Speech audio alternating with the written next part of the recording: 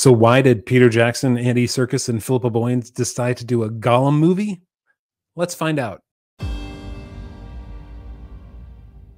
Before we do, make sure you click subscribe. Click the bell down below. We've been around for 25 years, since 1999, giving our news, reviews, and opinions on Peter Jackson, on J.R. Tolkien's worlds, and how they're implemented in this modern media age. Let's look at this interview with Andy Serkis, Philippa Boyens, and Peter Jackson. So they talked with Deadline, and they talked about why are they going back to Gollum, which seems to me a little bit odd. We know the story of Gollum. We know where he came from. We know how he became Gollum. We know how he was caught by Aragorn. And really, there are only a couple of paragraphs about the particular hunt for Gollum that we see in Middle-earth based on the Fellowship of the Ring. Now, you have some tertiary stuff around that that you could explode out and create more of a story to it. But again, we know the ending of the story of Gollum, right? We know his beginning. We know his ending. And so why do we need this story? Well, let's find out what they say about it. So Peter Jackson said this: "The Gollum Smeagol character has always fascinated me because Gollum reflects the worst of human nature, while his Smeagol side is arguably quite sympathetic. I think he connects with readers and film audiences alike because there's a bit of both of them in all of us." Okay. "We really didn't want to explore his backstory and delve into those parts of his journey we didn't have time to cover in the earlier films. It's too soon to know who will cross his path, but suffice to say we will take our lead from Professor Tolkien." Okay, that's important. And I don't think he means in the same way that the showrunners of The Rings of Power said they're going to go back to the book, back to the book, back to the book. Go back to the book, go back to the book, go back to the book. Yeah. Peter Jackson has a track record. He does try. And I was able to talk to Philippa Boyens, sit next to her in a roundtable interview, and it was clear that she had an appreciation for not just the world that Tolkien wrote, but actually the words that he wrote. And so that's encouraging. And I know it's only a couple paragraphs about the hunt for Gollum, but hopefully their desire to bring in things and to speak in the way that Tolkien spoke is good. And hopefully there's some passion behind this. So Jackson goes on to say this: "Andy was a joy to work with, directing the second unit on The Hobbit. He has the energy and imagination, and most importantly, an inherent understanding of the world of the story that is needed to step back into Middle-earth. We've collaborated on 8 films together, and each time it's been a fantastic experience. There is no one in this earth better equipped to tackle Gollum's story than Andy," and I certainly would agree with that. Andy Serkis read The Silmarillion, he read The Lord of the Rings, and actually I think those might be the best audiobooks, even better than the Rob Inglis versions that came out, I believe, in the late 80s. He has such a great way with voices in there, and he knows the story now. I mean, when you read the whole Silmarillion that slowly, I'm sure those stories are a little bit more indelibly ingrained into his head now. So that's really encouraging.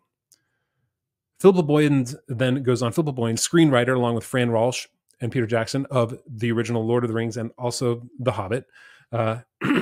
She says this: "Gollum's story is one of the most compelling to us in terms of character that we couldn't go as deeply into as we wanted to before," which sounds strange when you say that, given how familiar he is to everybody. "Gollum's lifespan takes such an interesting period of Middle-earth. When the question was first asked, this was the first story we thought of." Now that's interesting that this was the first story they thought of. So I'm hoping that it means that they want to do this story. Because the one thing that I've said many times on our podcast at exploringtolkien.com is that in order to create something impressive, something that resounds with fans, you have to have one passionate mind behind this. Now that mind could be split between a couple people, I'll grant that, but it has to be passionate, right? And if this is the story they want to tell, I'm hoping that there's that passion behind it. I can tell you, and people might not believe this, but we had 0 expectations of going back to this. It wasn't something we were looking to do particularly. So when the question was asked, it was, what would draw you back? And it was about working with the people we were working with. It was also about the chance to work with Mike DeLuca and Pam Abdi at the studio. So hopefully that passion for the story translates into the passion of the people that they work with and people who have passion, because it's a trickle-down passion, maybe you could say. Boyens goes on to say this: "We wanted him, Andy, to tell the story of Gollum and the hunt for Gollum as soon as we decided, okay, that's the story. And Pete knew he didn't want to go back. That sounds odd. And Pete knew he didn't want to direct or go back into the world of Middle-earth again. Peter really enjoyed working with Kenji Kamiyama, who directed War of the Rohirrim. As soon as Pete decided, okay, I'm not going to direct it myself and it's going to be Gollum's story, I swear to God, there was no one else but Andy Serkis.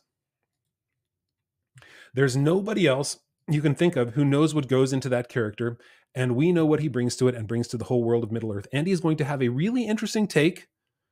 It's going to be his own take, because what we don't want this film to be is just the fourth film in the trilogy. This film has to work in its own way, and that's our job. Okay, that's important.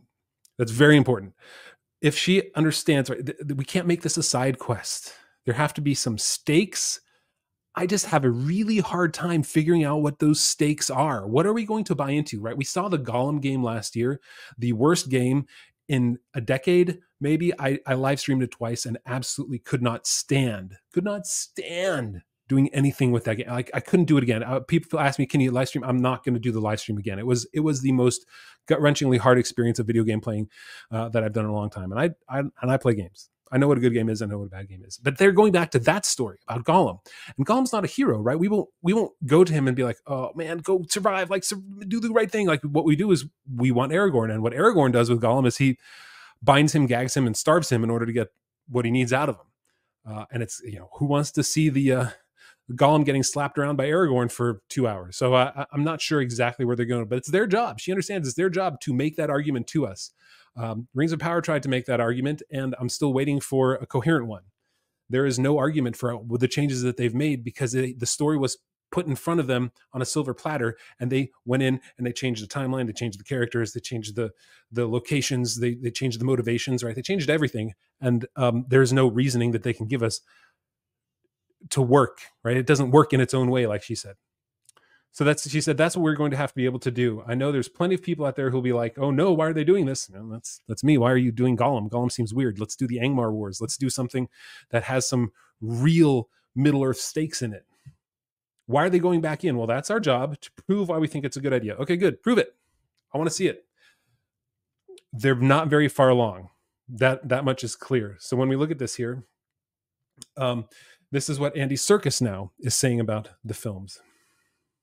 He says, I love them as filmmakers, Peter Jackson, Philippa Boyens. They always go for the truth. They're the most hardworking people on the planet, and their search for excellence never ends. And now I get to help reach that bar again. It was Philippa who first called me and actually said, look, this is what we're thinking. And I was just flushed with a sort of, oh my God, I'm going to go back to there. It was a terrific moment. And then he says this, Gollum has always stuck with me through all of these years. I've read audiobooks of the trilogy and the Silmarillion and the Hobbit. I highly recommend them. I've been listening to his Lord of the Rings reading, and it is tremendous. I love the way that he imbues characters with voices. I'm not a super fan of Tom Bombadil and his, but he does a good. Michael, in my podcast, exploringtolkien.com, he liked it. I did not. So we'll leave it with that. I've read audiobooks of the trilogy and the Silmarillion and the Hobbit, so Tolkien's world has never left me in all the time since we did the first films, and the character particularly has remained such an enormous part of my life. So it's absolutely thrilling to be able to go back and do a deep dive into his world again, and specifically into Gotham's, I think that's supposed to say Gollum's psychology. I don't believe Batman is going to be coming into this story, into Gollum's psychology. Editors, you've been replaced by AI, and AI still isn't the same. It's still not the same. I know we're all interested in and investigating on a deeper level who that character is. Okay. And on top of that, to be able to direct and hopefully create a film which has its place within the canon, but also something that's fresh and new and a different approach. I will say, I don't think what we want is necessarily 100% fresh and new and a different approach. We want fidelity to Tolkien. We want characters we care about. We want a cohesive plot. We want you to care about the details of Middle-earth, and that means the characters, that means the places, that means the people, that means the magic, that means everything that goes into Middle-earth, right? And so for instance, in the Rings of Power, what we get Celebrimbor and Elrond literally having like a Sunday stroll from Eregion, from Ostenethil, over to Moria. It's Celebrimbor is still wearing his dining room drapery on this long stroll, and it's unbelievable. Galadriel carries Halbrand like 700 miles, I think it was, to Ostenethil, and it's just all this sort of stuff that's going on, and you're like, where's the care for the details? Tolkien has a line in his letters where he says this map is hell. He says it's hell because he knows he cares about the details, and he wants the map to work with how the locations and the Fellowship travels through these places in the timeline that he has. So, right, the details matter. So, fresh and new and different, what we want is the details to matter. We want fidelity to Tolkien and get good actors, man. Get actors who can do the right job. And when they're talking about, well, some of the actors, like, obviously, can you have Aragorn would be a huge part of this. Can you have Viggo Mortensen in here? Are they going to de-age him? So when that question comes up, he says, that's a difficult question to answer right at this moment in time, because we're really in the nascent stages of what it is we're doing. They're in the nascent stages. That means they've barely started. And where the story is going to take us. So I don't want to commit to anything right now. I mean, because it's so, should I say it? It's so raw and wriggling. I can't quite do that. And we are just literally having very early state script discussions and ideas of exactly where and how we're going to drop anchor with the character and his journey, and how he is or comes into contact with the other characters and the characters that we know and don't know. So still, I would hate to say anything that's going to commit us at this point, because it's all literally up for grabs. So they don't know. They don't have a story. They don't have a script. They announced it early. Maybe that's because of the Rings of Power.